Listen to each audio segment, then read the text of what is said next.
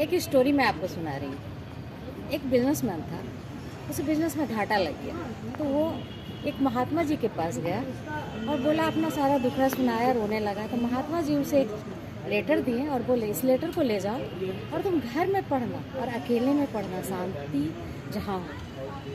वो घर गया, उस लेटर को खोला, उस लेटर में लिखा हुआ था, मेरे प्रिय, जब तुम सुबह उठते हो तो मैं सोचता हूँ तुम मुझे याद करोगे, पर तुम ऐसा करते नहीं। फिर जब तुम चाय पे बैठते हो, मैं सोचता अब भी याद करोगे, लेकिन उस वक्त भी तुम मुझे याद नहीं करते।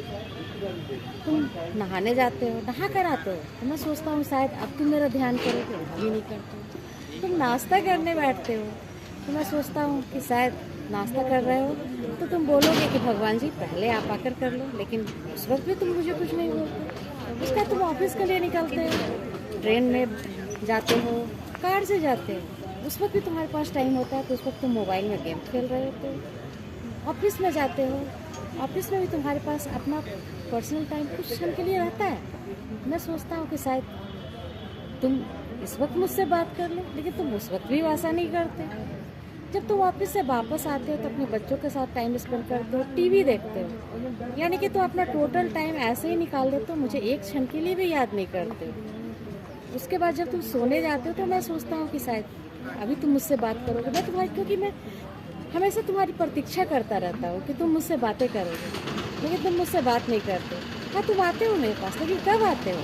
जब तुम्हारा कोई काम अटक जाता है, तुम कहीं प्रॉब्लम में रहते हो, तो तुम मुझसे काम निकलवाने के लिए आते हो, लेकिन तुम मुझसे ऐसे मिलने के लिए नहीं आते हो। मैं तुम्हारे लिए बहुत इंतज़ार करता हूँ कि तुम मेरे पास आओ, कभी ऐसे भी मेरे पास आया करो, बिना काम के आया करो, देखो तुम्हें कितनी खुशी मिलेगी। ऐसा ये पत्र पढ़ के उस व्यक्ति की आंखों में आंसू भर आया। वाकई हम सबका यही हाल है कि भगवान के पास तो हम जाते हैं, बस मांगने के लिए जाते हैं। भगवान के पास ऐसे ही जाइए, देखिए भगवान खुश होंगे और आपको कई गुना ज़्यादा देंगे। Thank you.